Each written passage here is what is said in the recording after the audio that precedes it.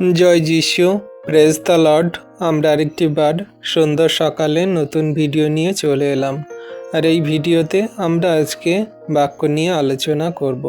যে বাক্য সকল প্রত্যেক দিন সকালে প্রভু আমাদেরকে দান করে থাকেন, সেই বাক্য থেকে আমরা আজকে দেখব যে প্রভু আমাদের সুন্দর দিনের সকালে কি বলছে আর কেমনভাবে জীবনযাপন করতে বলছে। তো বিশ্বাসী সন্তানরা, ভিডিওটি খুবই গুরুত্বপূর্ণ, আপনারা প্রথম থেকে শেষ অবধি দেখুন। আর আমরা ভিডিও শুরু করার আগে প্রভুর চরণতলে নতুন আমরা হয়ে সকালে আজকে একটু প্রার্থনা করব, আর তারপরে বাক্যে আসছি। তো আসুন আমরা সবাই প্রভুর কাছে নত হই আর বিনতি প্রার্থনা করি। আমাদের ইউটিউব চ্যানেলে যে সমস্ত নতুন বিশ্বাসী সন্তানরা জয়েন করছেন, অবশ্যই আমাদের চ্যানেলটিকে সাবস্ক্রাইব করবেন, পাশে থাকবেন আর আমাদের এই ভিডিওটি শেয়ার করবেন, যাতে সবাই নতুন নতুন ভিডিও দেখতে পায় এবং আপনারাও প্রথম সবার নতুন ভিডিও পান। তো আসুন আমরা প্রভুর কাছে প্রার্থনা করি। পবিত্র মঙ্গলময় পিতা প্রভু যীশু, তোমায় ধন্যবাদ, তোমার প্রশংসা গৌরব করি। প্রভু গো, তুমি মহান দয়ালু কৃপাময় ঈশ্বর পিতা, জীবন্ত জাগ্রত প্রভু। তোমার দয়া, কৃপা, করুণা, অনুগ্রহ তোমার সন্তানদের প্রতি আছে, যারা তোমায় প্রেম করে, বিশ্বাস করে, ভালোবাসে, তোমার আজ্ঞা শিক্ষা সকল পালন করে। তুমি তাদের জীবনে মহিমা করছো। প্রভু, আজকের এই সুন্দর দিনে সকালের ভার তোমার হস্তে চরণতলে দিই। তোমার যত সন্তানরা এই সুন্দর দিনের সকালে ভিডিও প্রার্থনা বাক্য সকল শুনছে, দেখছে, তাদের তুমি ভরপুর আশীর্বাদ অনুগ্রহ করো, দয়া, কৃপা, করুণা করো। তোমার সমস্ত বাক্য সকল বুঝতে জানতে সাহায্য করো, আশীর্বাদ করো। হ্যাঁ প্রভু, আমরা তো জঘন্য নগণ্য পাপী, আমাদের কোনো যোগ্যতা নেই, কোনো শক্তি নেই। যদি পাপ, ভুল, অন্যায়, অপরাধ, ত্রুটি হয়ে থাকে, তুমি ক্ষমা করে, মার্জনা করে আমাদের ধার্মিকতায়, পবিত্রতায় তুমি গড়ে নাও যিশু নামেতে। তুমি আশীর্বাদ অনুগ্রহ দয়া কৃপা করুণাকারী ঈশ্বর পিতা, দয়া কৃপা করুণা করো। প্রভু, আমাদের ফোন, মোবাইল নেটওয়ার্কগুলো তোমার হস্তে চরণতলে রাখি। তুমি নিয়ন্ত্রণ করো, তুমি চালিত করো। সমস্ত সভা সঞ্চালন তুমি নিয়ন্ত্রণ করো, তুমি চালিত করো। কোনো শয়তান, দিয়াবল, মন্দতার কার্য যেন না হয় প্রভু, তুমি আশীর্বাদ করো। প্রভু, আজকে বাক্য আমি নয়, কিন্তু তুমি আমার মুখ দিয়ে বলাও, আর সমস্ত বাক্য সকল আমরা সন্তানরা সবাই বুঝতে পারবো এবং হৃদয় ধরে কার্যকারী পালন করে চলব। পবিত্র আত্মা দ্বারা সমস্ত কিছু তুমি আমার মন, হৃদয়, আত্মা নিয়ন্ত্রণ করো। সমস্ত সন্তানদের মন, হৃদয়, আত্মা তুমি নিয়ন্ত্রণ করো, আশীর্বাদ অনুগ্রহ করো। তোমায় ধন্যবাদ, তোমার প্রশংসা, তোমার গৌরব করি। তুমি একমাত্র ধন্যবাদ, প্রশংসা, গৌরবের মহান ঈশ্বর প্রভু। তোমার দয়া, কৃপা, করুণাতে আমাদেরকে স্থির রাখো, ঠিক রাখো, আশীর্বাদ অনুগ্রহ করো। ধন্যবাদ পিতা, পুত্র, পবিত্র আত্মা, ধন্যবাদ প্রভু যীশু। এই বিনতি প্রার্থনা যীশু খ্রিস্ট তোমার পবিত্র মধুর নামে চাইলাম প্রভু। তুমি দেখলে, শুনলে আর প্রার্থনা হ্যাঁ আমেন বলে উত্তর দিলে। আমেন। তো আসুন বিশ্বাসী সন্তানরা, এবারে আমরা আমাদের আলোচনার বিষয়বস্তুতে আসি। আজকের আমাদের আলোচনার বিষয় ফৌরুনের স্বপ্ন ও জোসেফের প্রজ্ঞার গল্প। আমরা এই বিষয় নিয়ে আজকে দেখব, এই টপিক অনুযায়ী আজকে আমরা আলোচনা করব। আজকে আমরা বিশ্বাসী সন্তানরা অনেক রকমের স্বপ্ন দেখে থাকি। আমাদের অনেক রকমের জ্ঞান, বুদ্ধি, চিত্ত, প্রজ্ঞা সকল আছে, কিন্তু সঠিক রূপে সঠিক জ্ঞানের বিষয় আমরা কি জানি, বা আমাদের স্বপ্নের বিষয় কি আমরা সঠিক রূপে দেখি, বুঝতে পারি? আমরা আজকে দেখব যে ফৌরুন যে স্বপ্ন দেখেছিল এবং জোসেফ যে সেই প্রজ্ঞা দ্বারা, প্রভুর সেই প্রজ্ঞা দ্বারা যে স্বপ্নের বিষয় জানিয়েছিল, সেটাকে আমরা একটু স্পষ্টভাবে দেখব, বুঝব। তাহলে আমাদের জীবনের বিষয়ের গল্প সকল আমরা সঠিক রূপে বুঝতে পেরে যাব, বা আমাদের জীবনের স্বপ্নগুলো আমরা কিন্তু এই বাইবেলের বাক্য দ্বারা ধারণা হিসাবে কোনটা সত্য, কোনটা মিথ্যা, কোনটা সঠিক, কোনটা বেঠিক আমরা জানতে পারবো, বুঝতে পারবো। আমরা বিশ্বাসী সন্তানরা জানি যে সব স্বপ্ন কিন্তু সত্যি হয় না, আবার অনেক স্বপ্ন আছে যেগুলো সত্যিও হয়। তো ঈশ্বর প্রভু স্বপ্ন দ্বারা আমাদের কিভাবে কথা বলতে চাইছে আমরা কি জানি, বুঝি? আমরা এইসব বিষয় নিয়ে আজকে একটু দেখব। তো ভিডিওটি খুবই গুরুত্বপূর্ণ, সবাই দেখতে থাকুন প্রথম থেকে শেষ পর্যন্ত। আমরা 1 নম্বরে প্রথম দেখব পরিস্থিতির মাধ্যমে ঈশ্বর প্রভু আমাদের সঙ্গে কথা বলে। বিশ্বাসী সন্তানরা, আমাদের যখন খারাপ কঠিন পরিস্থিতি আসে তখনও ঈশ্বর প্রভু আমাদের সঙ্গে কথা বলে। আবার যখন ভালো সময় আসে, ভালো পরিস্থিতি আসে, তখন ঈশ্বর প্রভু আমাদের সঙ্গেও কথা বলে। আমরা কি বুঝতে পারি? আমরা যদি না বুঝতে পারি তাহলে এই সমস্ত বাক্য আমাদের জন্য। তো আসুন আমরা একটু বাক্য দেখি। ঈশ্বর আমাদের পথ দেখানোর বা সংশোধন করার জন্য ঘটনা প্রবাহ পরিচালনা করেন। কিন্তু কিছু কিছু ঘটনা আছে, কিছু কিছু ঘটনার মধ্যে দিয়ে আমরা কিন্তু ঈশ্বরের সেই কলিং সকল বা ঈশ্বরের আদেশ সকল, ঈশ্বরের পথে চলা সকল, সেগুলো আমরা বোঝার চেষ্টা করি। অনেক বিশ্বাসীরা আছে, অনেক জগতের মানুষরা আছে, তারা কিন্তু বুঝতে পারে না। কিন্তু ঈশ্বর প্রভু সর্বদাই পরিস্থিতি দ্বারা আমাদের জীবনে কার্য করছে। আসুন দেখি আমরা বাক্য কি বলছে। রোমিও 8 অধ্যায়ের 28-29 পদে এখানে কি বলছে? আর আমরা জানি যাহারা ঈশ্বরকে প্রেম করে, যাহারা তাহার সংকল্প অনুসারে আহুত, তাহাদের পক্ষে সকলই মঙ্গলার্থে একসঙ্গে কার্য করিতেছে। কারণ তিনি যাহাদিগকে পূর্বে জানিলেন, তাহাদিগকে আপন পুত্রের প্রতিমূর্তির অনুরূপ হইবার জন্য পূর্বে নিরূপণ করিলেন, যেন ইনি অনেক ভ্রাতার মধ্যে প্রথমজাত হন। আমেন। তাহলে বিশ্বাসী সন্তান এখানে কি বলছে?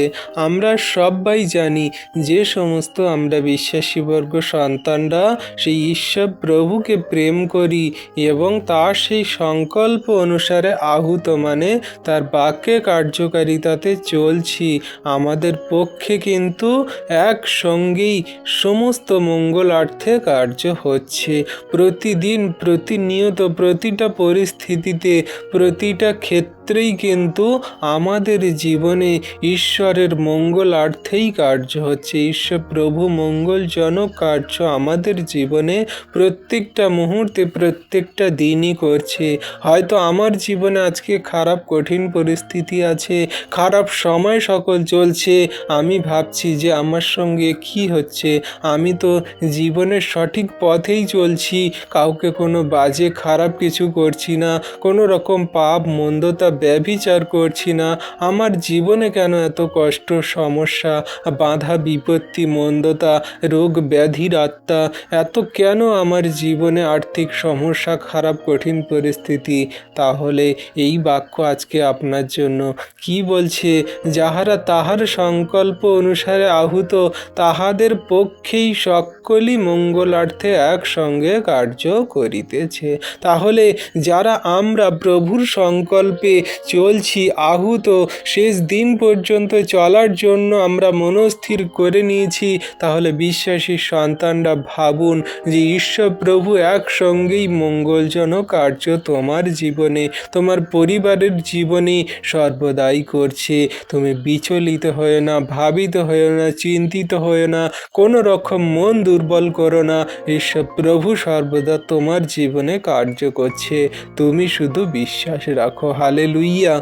বিশ্বাসী সন্তানরা, আমাদের এই বিশ্বাসটাই রাখতে হবে আর এই বাক্য হৃদয়ে ধরতে হবে।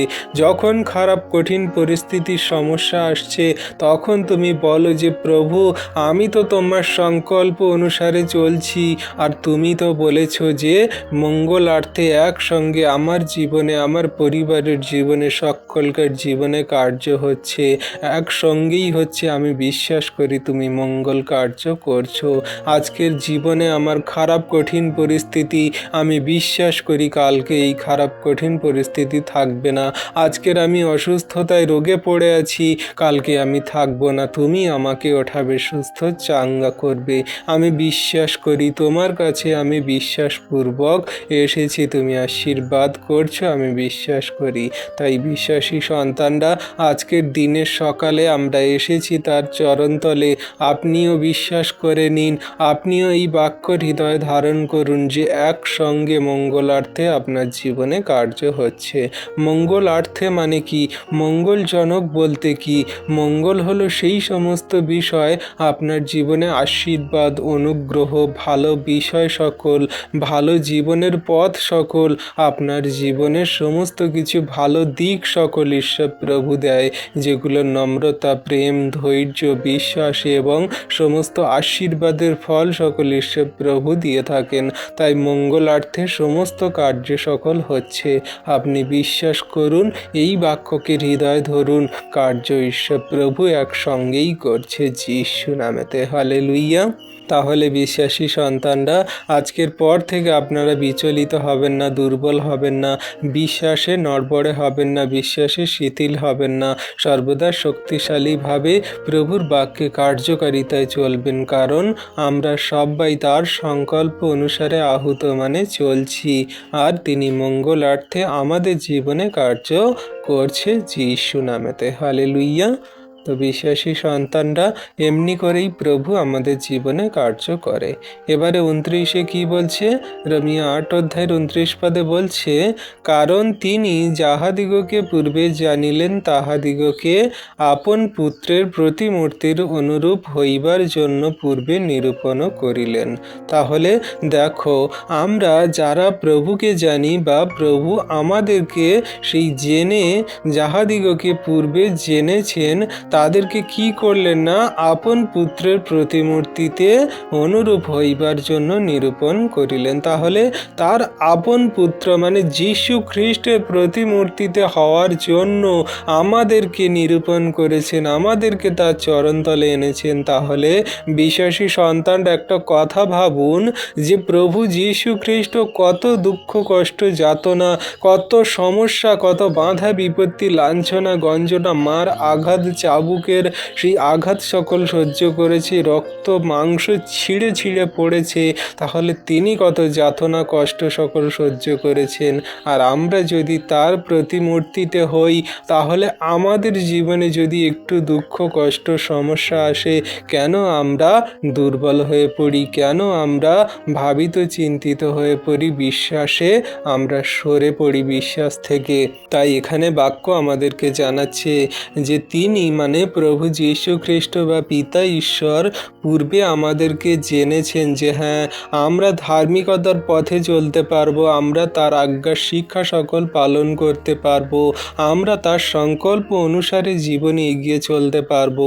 তাই তিনি আমাদেরকে জেনেছেন আর আমাদিগকে আপন পুত্রের মানে আমাদেরকে সেই তার যীশু খ্রিস্টের অনুরূপ হওয়ার জন্য পূর্বে নিরূপণ করেছেন। পূর্ব থেকে মানে কি? সেই আদি থেকে, যখন আমরা মাতৃ জঠরে ছিলাম তখন থেকেই তিনি আমাদেরকে নিরূপণ করেছেন যে হ্যাঁ, এই সন্তানকে আমি এই বয়সে এসে আমি আমার চরণতলে নিয়ে আসবো, আর সে আমার আজ্ঞা শিক্ষা সকল পালন করে চলবে, আর আমি তাকে অনন্ত জীবনে অনন্ত রাজ্যে রাখবো। তাহলে বিশ্বাসী সন্তানরা, যদি আমরা সেই খ্রিস্টের প্রতিমূর্তিতে গড়ে উঠি, তাহলে আমাদের মধ্যে নম্রতা, প্রেম, ধৈর্য, সম্পূর্ণ সেই ধীরতা, স্থিরতা, পিতার আজ্ঞা শিক্ষা সকল যেমন প্রভু যীশু পালন করেছে, তেমন আমরাও প্রভু যীশুর আজ্ঞা শিক্ষা সকল পালন করে চলব। কোনো অভিযোগ নয়, কোনো রকম দুঃখ কষ্ট নয়, কোনো রকম দুর্বলতা নয়, কোনো রকম আমাদের মধ্যে সেই পাপ মন্দতা নয়, কোনো রকম আমাদের মধ্যে সেই অবিশ্বাস নয়। সম্পূর্ণ প্রভুর উপরে বিশ্বাসী রেখে নম্র, ধৈর্য, প্রেমের সঙ্গে আমরা কিন্তু তার আজ্ঞা শিক্ষা সকল পালন করে চলব, আর তিনি আমাদের জীবনে কার্য করবেন একসঙ্গে মঙ্গলার্থে। যেমন করে প্রভু যীশু পিতার দক্ষিণে বসে আছেন স্বর্গরাজ্যে, তেমন করে আমরাও মৃত্যুকে জয় করে উঠব আর পিতার সঙ্গে স্বর্গরাজ্যে থাকব, প্রভু যীশুর সঙ্গে স্বর্গরাজ্যে থাকব। আর প্রভু যীশু আমাদের সমস্ত ভ্রাতার প্রথমজাত হবেন। লাস্ট লাইনে বলছে, যেন ইনি অনেক ভ্রাতার মধ্যে মুখে প্রথম জাত হন। আমেন। তাহলে অনেক সেই জাতির মধ্যে, অনেক ভ্রাতার মধ্যে জগতে সমস্ত শ্রেষ্ঠত্বের সেই প্রথম জাত ভ্রাতা হন কে? না প্রভু যীশু।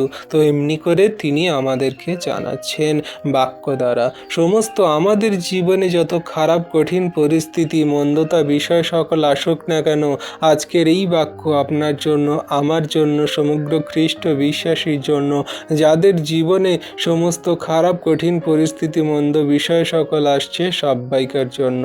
কারণ ঈশ্বর প্রভু সংকল্প অনুসারে আমরা চলছি, আর তিনি একসঙ্গে মঙ্গলার্থে আমাদের জীবনে কার্য করছে।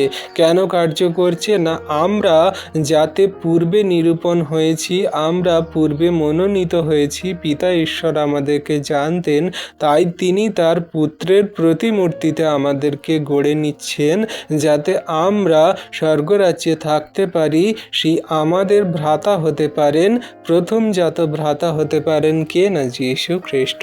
তাহলে আমাদেরকে কতটা গুরুত্বপূর্ণ ঈশ্বর প্রভু বানিয়েছেন, আর তার স্বর্গরাজ্যে রাখার জন্য কত সুন্দর রূপেই এই পৃথিবীতে আমাদেরকে প্রস্তুত তৈরি করছেন। শুধু এমনি কোনো কারণে স্বর্গরাজ্যে যাওয়া যায় না। স্বর্গরাজ্যে যেতে গেলে অনেক কাঠ খড় পোড়াতে হয়, অনেক ধৈর্য শক্তি, অনেক রকমের সেই খারাপ কঠিন পরিস্থিতি ফেস করতে হয়। এই জগতের মধ্যে আমাদের প্রভুর উপরে সম্পূর্ণ বিশ্বাস রাখতে হয়। যদি আপনি স্বর্গরাজ্যে যেতে চান, তাহলে প্রভু যীশুর উদাহরণ সকল দেখুন।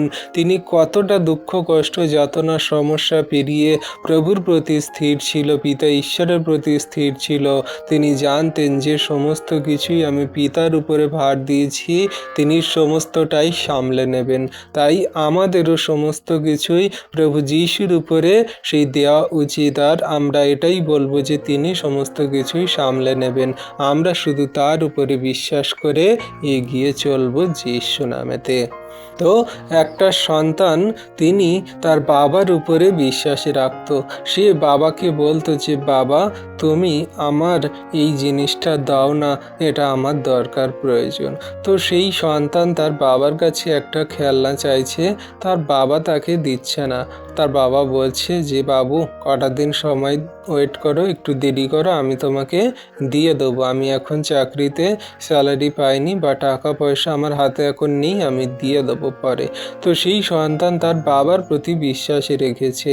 সে একবার দুবার বারবার চাইছে। বাবা বিরক্ত হয়ে বলল যে আমি তোমাকে বলেছি না দিয়ে দেবো জিনিসটা, কেন তুমি অধৈর্য হয়ে যাচ্ছ? বিশ্বাস রাখো, ধৈর্য ধরো, তুমি পাবে। তো সেই বাবার প্রতি যখন সেই সন্তান বিশ্বাস রাখলো, আর তার বাবা তাকে সেই জিনিসটা তাকে দিয়ে দিল, আর সে খুশি হলো। সে ধৈর্য ধরেছিল, আর সেই ভালো বেটার জিনিসটা পাওয়ার জন্য সে যখন ধৈর্য ধরেছিল, আর তার বাবা তাকে তার থেকে আরও ভালো জিনিস দিয়েছে।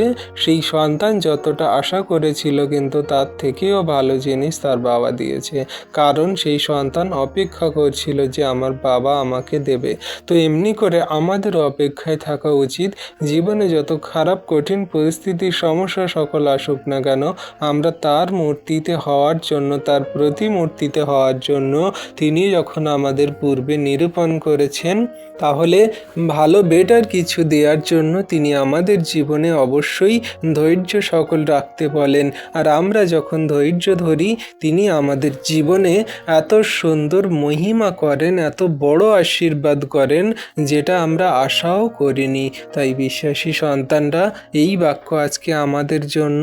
যদি আমরা ধৈর্য ধরি, বিশ্বাস রাখি, খারাপ কঠিন পরিস্থিতিতে স্থির থাকি, তাহলে সমস্ত পরিস্থিতির মধ্যেও তিনি একসঙ্গে আশীর্বাদ করছেন, কার্য সকল করছেন, আমরা বুঝতে পারছি না। ঈশ্বর প্রভু আমাদের জীবনে মহিমা করছেন একসঙ্গে যীশু নামেতে। হালেলুইয়া।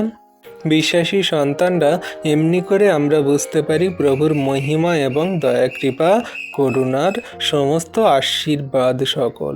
এবারে বিশ্বাসী সন্তানরা আমরা দেখব যে আমরা যে সমস্ত স্বপ্ন দেখি, সেই স্বপ্নের আদৌ মানে সকল কেমন হয়ে থাকে, কোনটা সত্য কোনটা মিথ্যা, কোনটা আমাদের জীবনে কার্যকারী কোনটা আমাদের জীবনে কার্যকারী নয়, কোনটা আমাদের জীবনে ফলে যায় কোনটা আমাদের জীবনে ফলে না।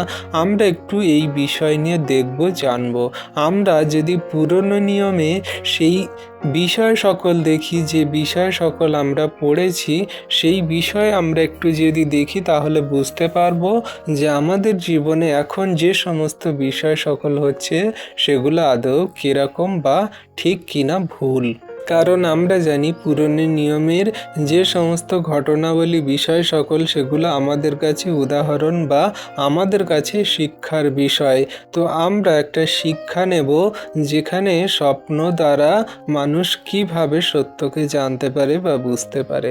আমরা যদি দেখি আদি পুস্তক 41 অধ্যায়ের 1 থেকে 35 পদ। এখানে আদি পুস্তক 41 অধ্যায়ের 1 থেকে 35 পদে দেখলে এখানে আমরা ফৌরুনের স্বপ্ন ও জোসেফের প্রজ্ঞার গল্পের বিষয় আমরা দেখতে পাই, যেখানে ফৌরুন একটা স্বপ্ন দেখছে আর সেই স্বপ্নের বিষয়ে সে নিজেই জানে না যে এটা আদৌ কি। আর আমরা জানি সেই ফৌরুন ছিল মিশরের রাজা, মিশরের শাসনকর্তা। তো জোসেফ সেইখানে গিয়ে পড়েছিল, মানে তার ভাইরা তাকে বিক্রি করে দিয়েছিল।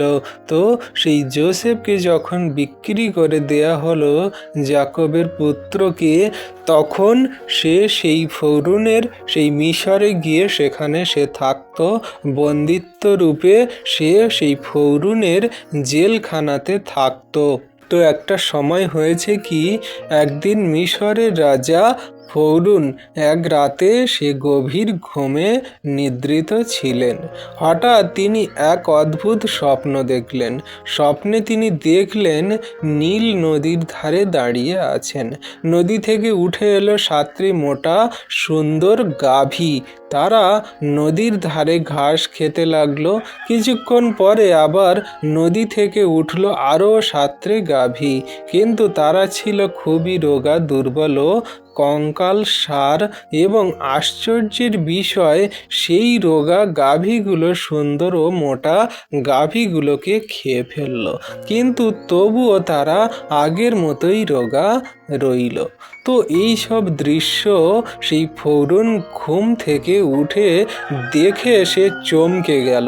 সে ভাবল এটা কি হতে পারে। আবার তিনি ঘুমালেন, আরেকটি স্বপ্ন দেখলেন। এবার তিনি দেখলেন একটা ডাঁটায় 7টি মোটা ও ভালো শীষ উঠেছে। হঠাৎ আবার সেই ডাঁটা থেকেই বের হলো 7টি শুকনো ও খড়া পোকা। শীষ নেই, সেই মোটা ডাঁটাগুলোকে সে গ্রাস করলো, সে খেয়ে ফেললো। তো সে আবার ঘুম থেকে জেগে উঠল, মানে ফৌরুন আবার ঘুম থেকে জেগে উঠল। ঘুম থেকে জেগে উঠে সে অস্থির হয়ে গেল, সে বিচলিত হয়ে পড়ল যে আমি যখন যখন ঘুমাতে যাচ্ছি, যখন ঘুমাচ্ছি, এই সমস্ত স্বপ্ন আমি দেখছি কেন? যে গরুকে খেয়ে ফেলছে, একটা ডাঁটাইতে শীষ উঠছে, সে আবার সেই অন্য আরেকজন শীষ উঠে সেই শীষকে খেয়ে নিচ্ছে। এইরকম কি সব আমি উদ্ভট বিপজ্জনক স্বপ্ন দেখছি বা উদ্ভট স্বপ্ন দেখছি। এই স্বপ্নের কি মানে, কি মাথা, কি মুন্ডু, আমি কিছুই বুঝতে পারছি না। ফৌরুন সে চিন্তায় ভয়ে সে নানান রকমভাবে অস্থির হয়ে পড়েছে। তিনি মিশরের সর্বজ্ঞানী লোক এবং জাদুকরদের ডেকে পাঠালেন। বললেন, আমি যে স্বপ্ন সকল দেখেছি, তোমরা এই স্বপ্নের অর্থ আমাকে বুঝিয়ে বলো। তোমরা আমাকে এই স্বপ্নের অর্থ যদি বুঝিয়ে বলতে না পারো, তাহলে তোমাদেরকে আমি গর্দান নেব, মানে আমি তোমাদের মেরে ফেলবো বা শাস্তি দেব।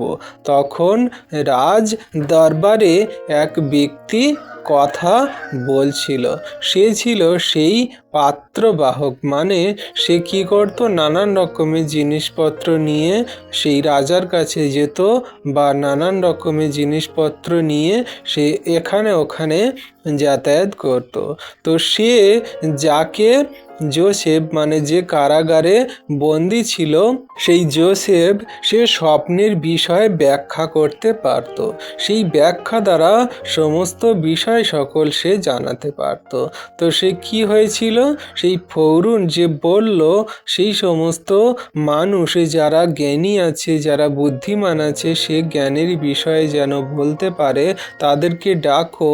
তো একজন সেই পাত্রবাহক ছিল রাজদরবারে, সে সেই জোসেফের বিষয়ে জানতো যে এ সমস্ত স্বপ্নের বিষয় ব্যাখ্যা করতে পারত। কারণ দুজন ব্যক্তি ছিল, একজনকে সেই একজন পাত্রবাহককে সেই রাজা ফৌরুন মেরে ফেলেছিল, আর একজনকে তার সেই কাছে রেখেছিল।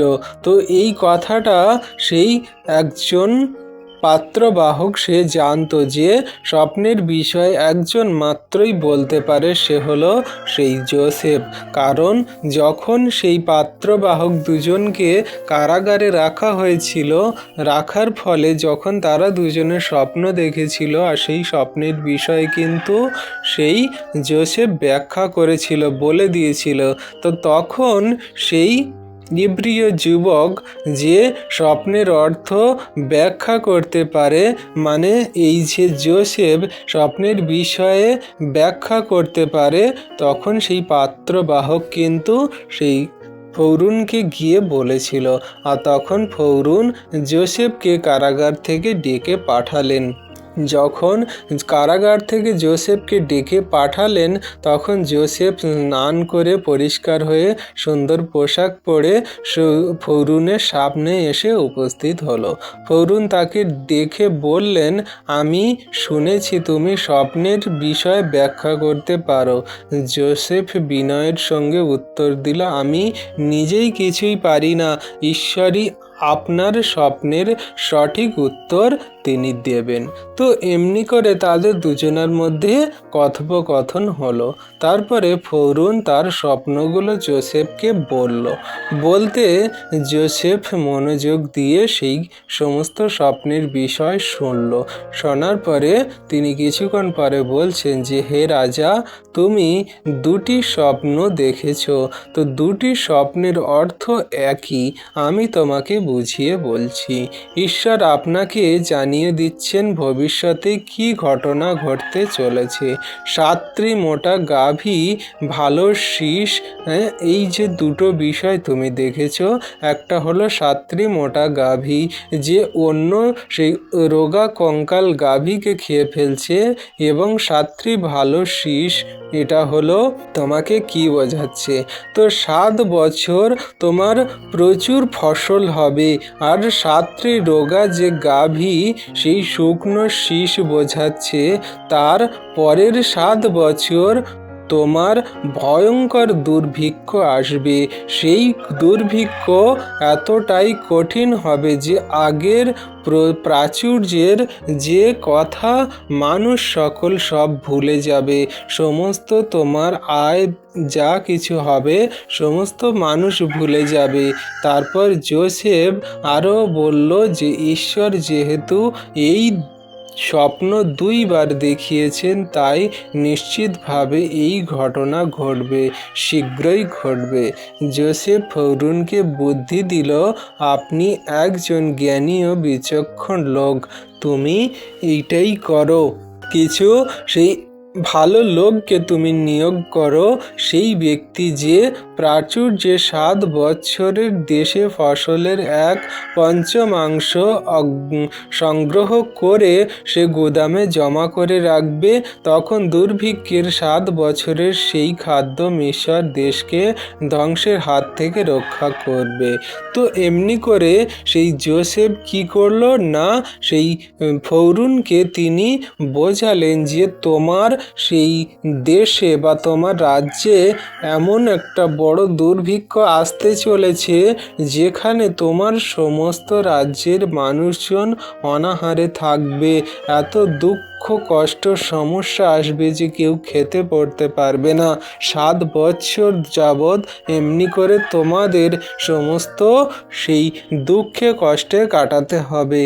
তো তখন ফৌরুন কি বলল যে তুমি এক কাজ করো, তুমি আমাকে এই স্বপ্নের বিষয়ে জানিয়েছ যে আমার রাজ্যে দুর্ভিক্ষ আসবে, সমস্যা হবে। তাহলে তুমি আমার এই রাজ্যের সেই যুবক হয়ে যাও, তুমি আমার রাজ্যের সেই সভাসদ হয়ে যাও, যেখানে আমার সমস্ত রাজ্যের সেই ফসল অগ্রিমাংশ তুমি কি করবে না গলা ঘরে সঞ্চয় করবে, জমা করে রাখবে। তুমি আমার এই রাজ্যের একজন দাসত্ব থেকে তুমি একজন আমার সহোদর কার্যকারী লোক হয়ে যাও, রাজসভার লোক হয়ে যাও। তখন কি করলো না, সেই ফৌরুন যোসেফকে তার সেই রাজ্যের একজন সভাসদ বানিয়ে নিল, একজন মন্ত্রী পদে তাকে নিয়োগ করলো, যাতে সে সমস্ত খাদ্য সকল সংগ্রহ করে গলাঘরে সঞ্চয় করে রাখতে পারে। যখন সেই দুর্ভিক্ষ খারাপ সময় সকল আসবে, তখন যাতে সমস্ত সেই জিনিসপত্রকে সে কি করে না সবাইকে দিতে পারেন এবং মিশরের মানুষকে দিতে পারেন এবং আরও অন্যান্য দেশ বিদেশ থেকে এলে তাদেরকেও খাবার দাবার দিতে পারে বা ফসল শস্য দিতে পারে। তো এমনি করে আমরা দেখতে পাচ্ছি যে স্বপ্ন দ্বারাও কিন্তু ঈশ্বর প্রভু আমাদের সঙ্গে কথা বলে। যে ফৌরুন স্বপ্ন সকল দেখেছিল আর এই স্বপ্নের বিষয়ে কেউ কিন্তু ব্যাখ্যা করতে পারেনি। তো একদিন ওই যখন যোসেফ তার ঈশ্বরের অনুগ্রহ আশীর্বাদ হলো, যোসেফকে মধ্যে দিয়ে কিন্তু সেই স্বপ্নের বিষয় জানিয়ে দিল। এমন করে আমাদের জীবনেও হয়, আমরা অনেক কিছু বিষয় স্বপ্ন সকল দেখি, কিন্তু সেই স্বপ্নের বিষয় মানে সকল আদৌ জানি না বা বুঝতে পারি না। কিন্তু যখন আমরা ঈশ্বরের আনুগত্যে থাকি, যেমন করে যোসেফ ঈশ্বরের আনুগত্যে ঈশ্বরের আজ্ঞা শিক্ষা সকল পালন করে জীবনযাপন করত, তেমন করেই যদি আমরা চলি, তাহলে সেই স্বপ্নের বিষয় সকল আমরা বুঝতে পারবো না, কিন্তু ঈশ্বর প্রভু আমাদেরকে বুঝিয়ে দেবেন। যেমন করে যোসেফ বলেছিল ফৌরুনকে যে আমি আপনার স্বপ্নের বিষয় বলবো না, কিন্তু ঈশ্বর প্রভু আপনাকে বলবেন।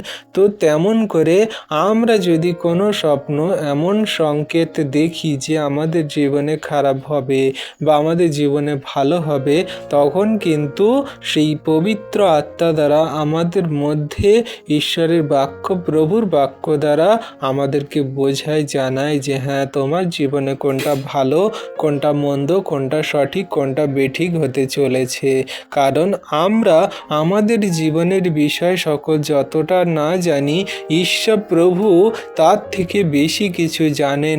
আমরা এখন কি ভাবনা চিন্তা করছি, আমরা কি এখন ভাবনা চিন্তা করব, সমস্তটাই ঈশ্বর প্রভুই তিনি জানেন, তিনিই বিবেচনা করেন। তাই আমাদের জীবনের ভার যদি প্রভুর উপরে দিই, তিনি সমস্তটাই দেখে নেবেন।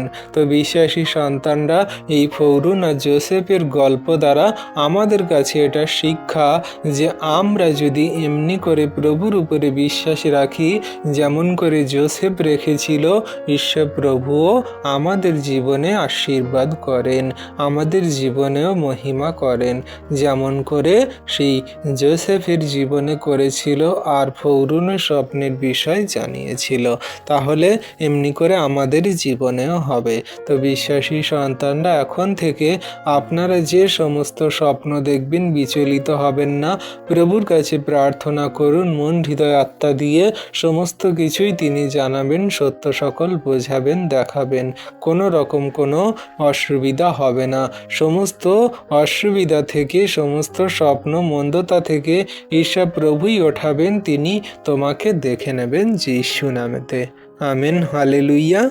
এবারে বিশ্বাসী সন্তানরা আমরা দেখব আরেকটি স্বপ্নের বিষয়ে, যেখানে প্রভু কিভাবে সমস্ত সত্য সকল জানাচ্ছে এবং সঠিক সকল বোঝাচ্ছে। আমরা সেই যোসেফের স্বপ্নের বিষয়ে দেখব, ছোটবেলার বিষয়ে। আমরা দেখব আদি পুস্তক 37 অধ্যায়ের 5 থেকে 11 পদ। সেখানে যখন যোসেফ ছোট ছিল, যাকবের পুত্র যোসেফ যাকব যখন তার সেই বড় বড় সন্তানরা, তাদের অনেক সন্তান ছিল, তো অনেক সন্তানের মধ্যে যখন যোসেফের আরও একটা ভাই ছিল, তো যোসেফ কনিষ্ঠর আগে ছিল, তো যোসেফের আরও একটা ছোট ভাই ছিল।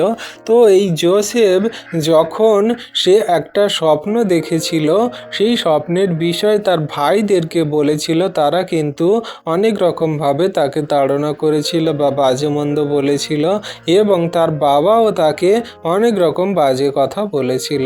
তো আসুন আমরা সেই গল্পটা বা সেই বিষয়টা একটু দেখি বাক্যে। আমরা যদি দেখি আদিপুস্তক 37 অধ্যায়ের 5 থেকে 11 পদ, তাহলে আমরা বুঝতে পারবো।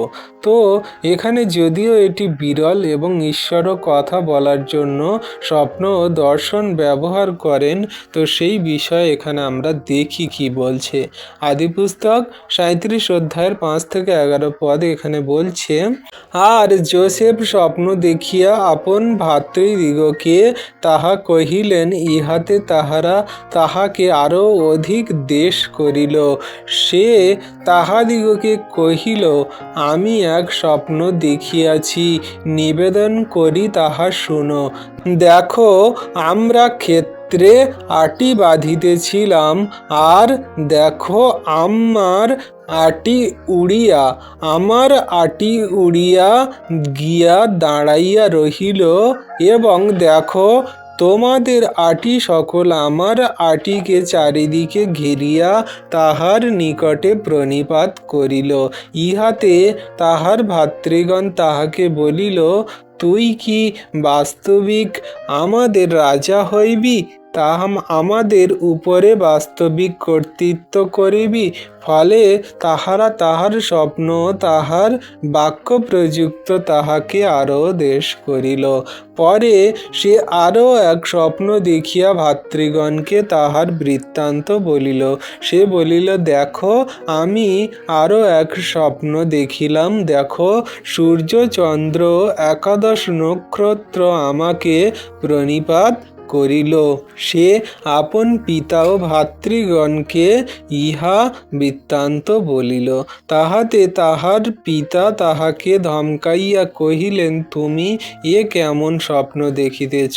আমি ও তোমার মাতা তোমার ভাতৃগণ আমরা কি বাস্তবিক তোমার কাছে ভূমিতে প্রণিপাত করিতে আসিব? আর তাহার ভাতৃগণ তাহার প্রতি ঈর্ষা করিল, কিন্তু তাহার পিতা সেই কথা মনে রাখিলেন। আমেন। তাহলে দেখো বিশ্বাসী সন্তানরা, এখানে আমরা একটা বিষয় জানতে পারছি সেই যোসেফের স্বপ্নের বিষয়ে, যেখানে আদিপুস্তক 37 অধ্যায়ের 5 থেকে 11 পদে আমরা দেখছি, যখন যোসেফ ছোট ছিল, তো সে কিছু স্বপ্ন দেখেছিল। স্বপ্নেতে কি দেখেছিল না, সে জমিতে গেছে, মাঠে গেছে আটি বাঁধতে, ফসলের আটি বাঁধতে।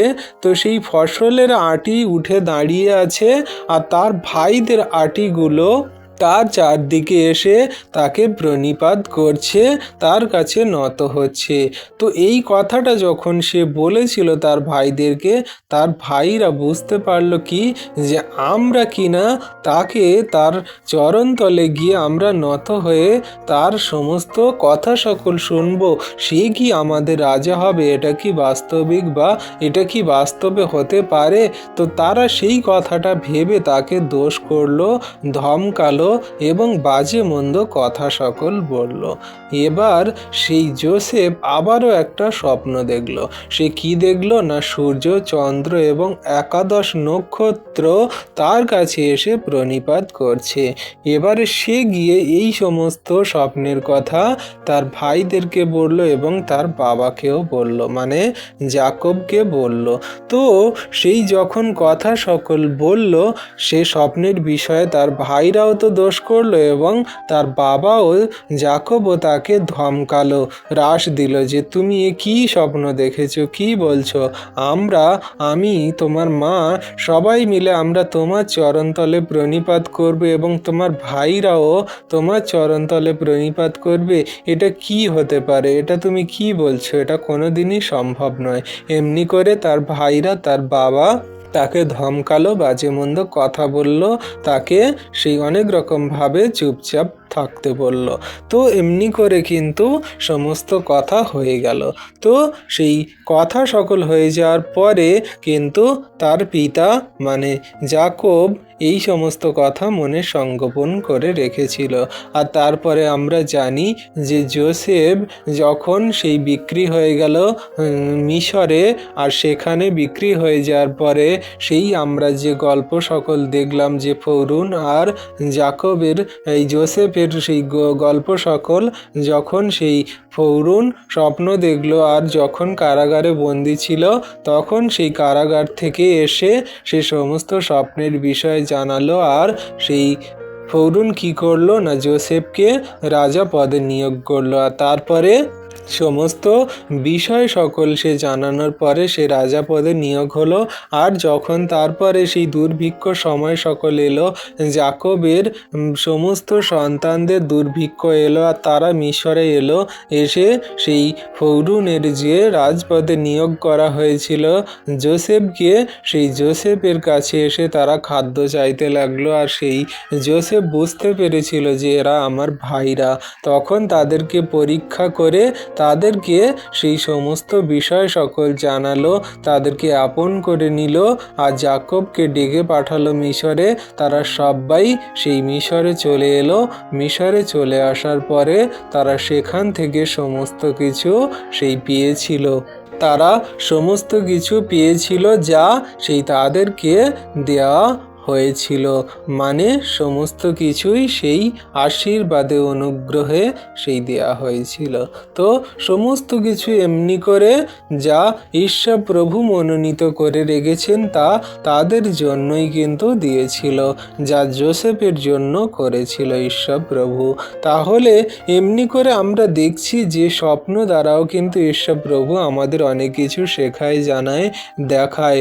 যদি আমরা সেই স্বপ্নের বিষয়ে স্থির থাকি বা আমরা যদি বোঝার চেষ্টা করি, প্রভুর উপরে বিশ্বাস ও ভরসা সকল রাখি, তাহলে বিশ্বাসী সন্তানরা আমরা বুঝতে পারছি যে স্বপ্ন দ্বারা কিভাবে আমাদেরকে সেই কথা বলে সমস্ত কিছু ঈশ্বর প্রভু ক্লিয়ার করছে। স্বপ্ন আমাদের বিষয়ে অনেক কিছু জানায়। তো কোন স্বপ্ন সত্য, কোন স্বপ্ন মিথ্যা, সঠিক আপনি সময় সাপেক্ষভাবে সমস্ত উত্তর পেয়ে যাবেন। শুধু প্রভুর উপরে আপনার বিশ্বাস রাখতে হবে, ভরসা রাখতে হবে, তার আজ্ঞা শিক্ষা সকল সঠিক রূপে কার্যকারী পালন করে চলতে হবে। তো আসুন আমরা আরেকটা বিষয় দেখি, আরেকটা বাক্য পড়ি। এখানে প্রেরিত 2 অধ্যায় 17 পদে কি বলছে? সেই কালে এইরূপ হইবে, ইহা ঈশ্বর বলিতেছেন, আমি মর্ত্যমাত্রের উপরে আপন আত্মা সেচন করিব, তাহাতে তোমাদের পুত্রগণ ও তোমাদের কন্যাগণ ভাববাণী বলিবে, আর তোমাদের যুবকেরা দর্শন পাইবে, আর তোমাদের প্রাচীনেরা স্বপ্ন দেখিবে। আমেন। তাহলে দেখো বিশ্বাসী সন্তানরা, এখানে সেই প্রেরিত পুস্তকে যে সেই পিতর আছেন সেই সমস্ত বক্তৃতা দিচ্ছে জগন্নিবাসীকে, মানে সেই মন্দিরে থাকা সমস্ত মানুষদেরকে বলছে শেষকালে এমন হবে, ঈশ্বর প্রভু এটাই বলছে যে মর্ত্যমাত্রের উপরে সমস্ত ঈশ্বরের পবিত্র আত্মা সেচন করা হবে, আর তার সন্তানেরা, তার পুত্র কন্যারা কি করবে না ভাববাণী বলবে, যুবকেরা দর্শন পাবে এবং প্রাচীন বর্গরা স্বপ্ন সকল দেখবে। আর সেই স্বপ্ন সকল আমরা এখন দেখছি জগতের মাঝে। যে সমস্ত আমরা প্রভুতে থাকা সন্তানরা আছি, আমরা পুত্র কন্যারা আছি, আমরা কি করছি না কেউ ভাববাণী বলছে, কেউ যুবকেরা দর্শন পাচ্ছে যে এখানে এই হবে, ওখানে ওই হবে। আমরা অনেক দেখছি পাস্টারদের, অনেক দেখছি প্রফেটদেরকে, তারা দর্শন দেখছে, অনেক ভাববাণী বলছে, অনেক প্রাচীনেরা স্বপ্ন দেখছে। তাহলে সমস্ত সমস্ত কিছু পবিত্র আত্মা দ্বারাই কিন্তু হচ্ছে, আর পবিত্র আত্মাই আমাদেরকে করাচ্ছে। তাই বিশ্বাসী সন্তানরা যে সমস্ত ভাববাণীরা বলছে সেগুলো অনেক সময় আমাদের কিন্তু বিশ্বাস করতে হয় বা বিশ্বাস করতে হবে। যে সমস্ত যুবকেরা দর্শন পাচ্ছে সেগুলো যদি সে প্রভু ঈশ্বর পিতা থেকে হয় তাহলে সে সঠিক হবে। অনেক প্রাচীন বর্গরা মানে বয়োজ্যেষ্ঠ লোকেরা স্বপ্ন দেখে, সেগুলো সত্যিও হয়, তারা ব্যাখ্যা করে বুঝিয়ে দেয়। তাই আমাদের সমস্ত কিছু বুঝতে হয় বা হৃদয়ে ধরতে হয়। তো এমনি করে আমাদেরকে বুঝতে হবে, জানতে হবে। প্রভু পবিত্র আত্মা দ্বারাও কিন্তু আমাদের অনেক সত্য শিক্ষা সকল দিচ্ছে, আর জগতের মধ্যে বিশ্বাসী বর্গদের সেই সমস্ত কিছু কার্য হচ্ছে। আমরা দেখছি অনেক কার্য সকল প্রভু করছেন, মহিমা করছেন যীশু নামেতে। হালেলুইয়া। এবারে আমরা দেখব যে অন্যান্য বিশ্বাসীদের মাধ্যমেও কিন্তু প্রভু কথা বলে। কিভাবে? বাক্য বলছে, হিতোপদেশ 27 অধ্যায়ের 27 পদে বলছে, লৌহ লৌহকে সতেজ করে তদ্রূপ মনুষ্য আপন মিত্রের মুখ সতেজ করে। তাহলে দেখো, যেমন লোহা লোহাকে শক্ত করে তেমন করেও কিন্তু আমরা যে খ্রিস্টতে থাকা বিশ্বাসী সন্তানরা আমরা কিন্তু বন্ধুর মুখকে সতেজ করি। প্রভুর বাক্য দ্বারাই কিন্তু তাদের আশ্বাস দিই। প্রভুতে স্থির থাকতে আমরা মনস্থির করাই, আমরা একে অন্যকে সংবেদনশীল কথা বলি, একে অন্যের খ্রিস্টের জ্ঞান প্রদান করি বা একে অন্যকে উৎসাহ দিই, একে অন্যকে আমরা প্রভুতে স্থির থাকতে কিন্তু আমরা সেই বন্ধুদেরকে, মিত্রদেরকে কিন্তু আমরা সেই মনকে স্থির রাখার জন্য বলি। তো এমনি করে আমরা লোহা লোহাকে যেমন সতেজ করে তেমন করে বিশ্বাসীরাও কিন্তু বিশ্বাসীদেরকে সেই প্রভুর বাক্য দ্বারাই কিন্তু স্থির করে বা প্রভুতে থাকতে, বিশ্বাসে স্থির থাকতে সাহায্য করে। এবারে আমরা আরেকটি বাক্য দেখব। রোমিও 15 অধ্যায় 14-15 পদে কি বলছে, আর হে আমার ভ্রাতৃগণ, আমি নিজেও তোমাদের বিষয়ে নিশ্চয় বুঝিতেছি যে তোমরা নিজেরা মঙ্গল ভাবে পরিপূর্ণ, সমুদয় জ্ঞানে পরিপূর্ণ, পরস্পরকে চেতনা প্রদানার্থে সমর্থ। তথাপি তোমাদিগকে স্মরণ করাইয়া দিতেছি বলিয়া কয়েকটি বিষয় অপেক্ষাকৃত সাহসপূর্বক লিখিলাম, কারণ ঈশ্বর কর্তৃক আমাকে এই অনুগ্রহ দত্ত হইয়াছে। আমেন। তাহলে বিশ্বাসী সন্তানরা দেখো, এখানে আমরা খ্রিস্টেতে থাকা ভাতৃগণেরা নিশ্চয় বুঝতে পারছি যে আমরা ঈশ্বরের মঙ্গলভাবে পরিপূর্ণ, সমুদয় জ্ঞানে পরিপূর্ণ, পরস্পরকে চেতনা প্রদানার্থে কিন্তু আমরা একে অন্যের সহিষ্ণু। তাই আমরা যেন কোনো ভাতা যদি দুর্বল হয় তাকে চেতনা দিই, একে অন্যকে জ্ঞান আদান প্রদান করি, যেন প্রভুর বাক্য শরণার্থে সবাই মিলে যেন একসঙ্গে আমরা অপেক্ষা করি সাহসপূর্বক। আর ঈশ্বর প্রভু সেই সাধু পৌলের মাধ্যমে সমস্ত কিছুই জানিয়েছেন। ঈশ্বর কর্তৃক সমস্ত অনুগ্রহ আমাদের মধ্যে দত্ত হয়েছে। যেমন করে সাধু পৌলকে দিয়েছেন তেমন করে আমাদেরকেও দিয়েছেন, যাতে আমরা বিশ্বাসী সন্তানরা সেই জ্ঞানে এবং সমস্ত বুদ্ধিতে পরিপক্ক থাকি, ঈশ্বরের অনুগ্রহ আশীর্বাদে স্থির থাকি। আর ঈশ্বর প্রভু আমাদের জীবনে মহিমা কার্য করছেন এবং করবে। তাই আমরা কোনো মতে দুর্বল হব না, কোনো মতে বিচলিত হব না। ঈশ্বর প্রভু আমাদের জীবনে কার্য করছে, শেষ দিন পর্যন্ত করবে, আমরা বিশ্বাস করি। আমেন। হালেলুইয়া। এবারে আমরা দেখব সৃষ্টির মাধ্যমে ঈশ্বর প্রভু আমাদের সঙ্গে কথা বলে। কি বলছে?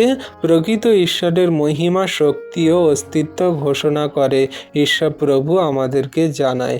গীত সংহিতা 19 অধ্যায়ের 1-4 পদে বলছে, আকাশমণ্ডল ঈশ্বরের গৌরব বর্ণনা করে, বিতান তাহার হস্তকৃত কর্ম জ্ঞাপন করে, দিবস দিবসের কাছে বাক্য উচ্চারণ করে, রাত্রি সেই রাত্রির কাছে জ্ঞান প্রচার করে। বাক্য নাই, ভাষাও নাই, তাহাদের রব শোনা যায় না। তাহাদের মানরজ্জু সমস্ত পৃথিবীতে ব্যাপ্ত, তাহাদের বাক্য জগতের সীমা পর্যন্ত ব্যাপ্ত। তাহাদের মধ্যে তিনি সূর্যের নিমিত্ত এক তাম্বু স্থাপন করিয়াছেন।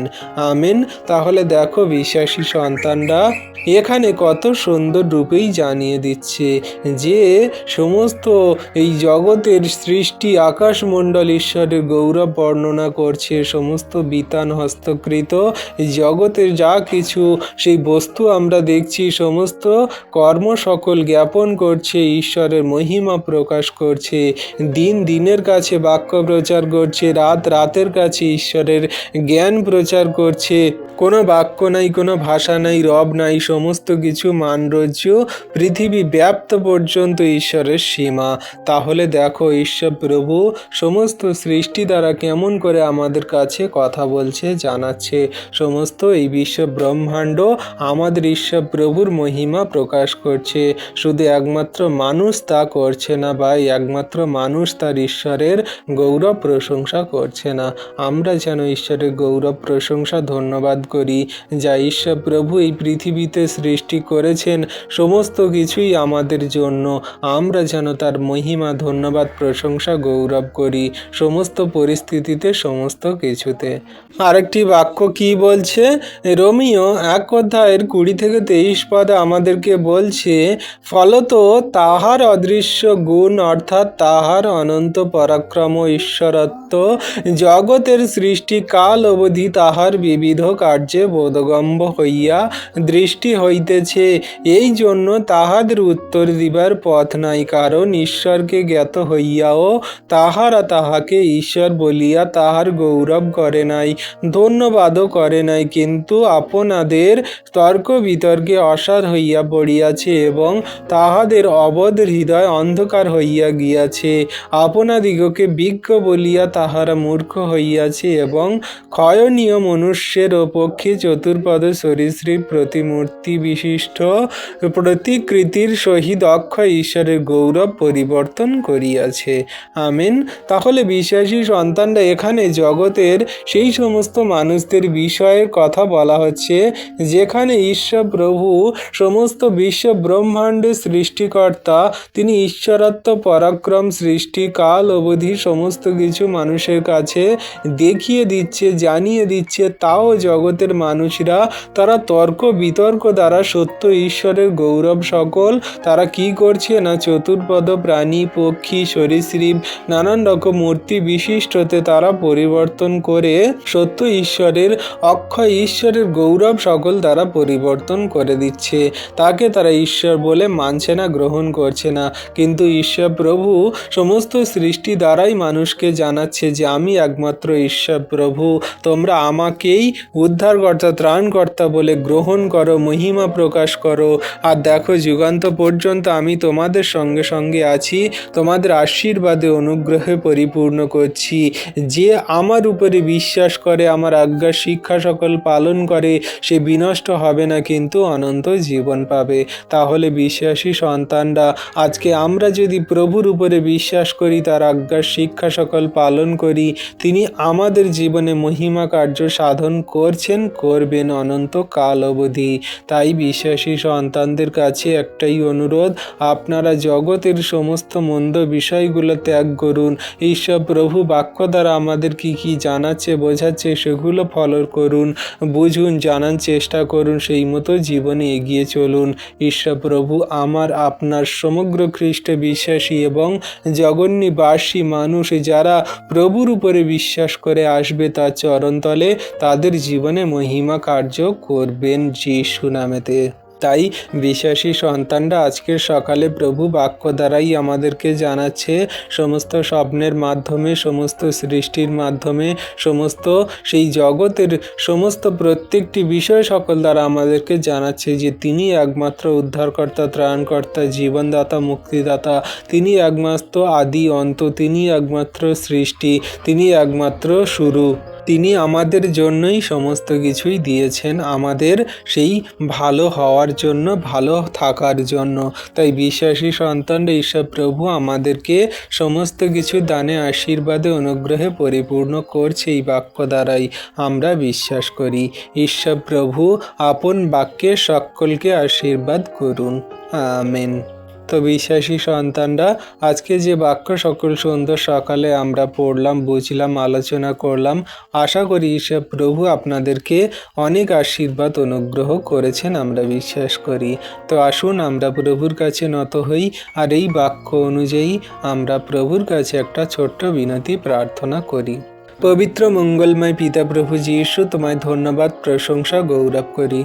প্রভু তুমি মহান, দয়ালু, কৃপাময় ঈশ্বর, জীবন্ত জাগ্রত পিতা।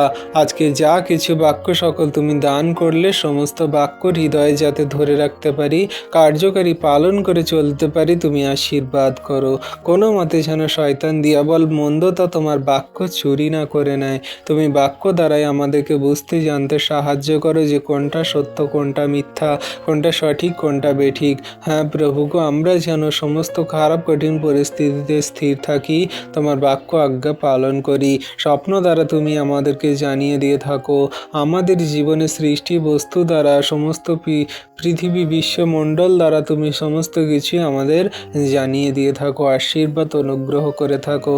তাই প্রভু তোমার উপরে বিশ্বাস, ভরসা, আজ্ঞা, শিক্ষা সকল পালন করে চলি। তোমার সন্তানদের আশীর্বাদ করো, এই বাক্য বুঝতে, জানতে সাহায্য করো, কার্যকারী পালন করতে সাহায্য করো, দয়া, কৃপা, করুণা করো। তোমায় ধন্যবাদ, তোমার প্রশংসা, তোমার গৌরব করি।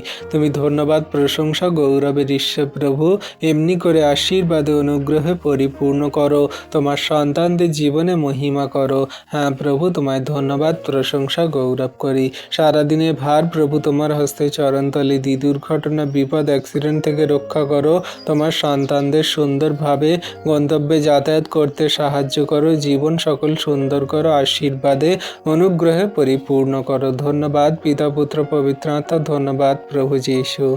হ্যাঁ প্রভু, এই বিনতি প্রার্থনা তোমার হস্তে চরণতলে দিই। আমি তোমার চরণতলে নত নম্র হয়ে বিনতি প্রার্থনা করি সমগ্র সন্তানদের জন্য। তুমি আমাদের এই প্রার্থনা যাচনা দেখলে, শুনলে, আর প্রার্থনায় হ্যাঁ আমেন বলে উত্তর সকল দিলে প্রভু, তার জন্য ধন্যবাদ। আমাদের ইচ্ছা নয় প্রভু, কিন্তু তোমার ইচ্ছা আমাদের জীবনে পূর্ণ হোক। আমেন।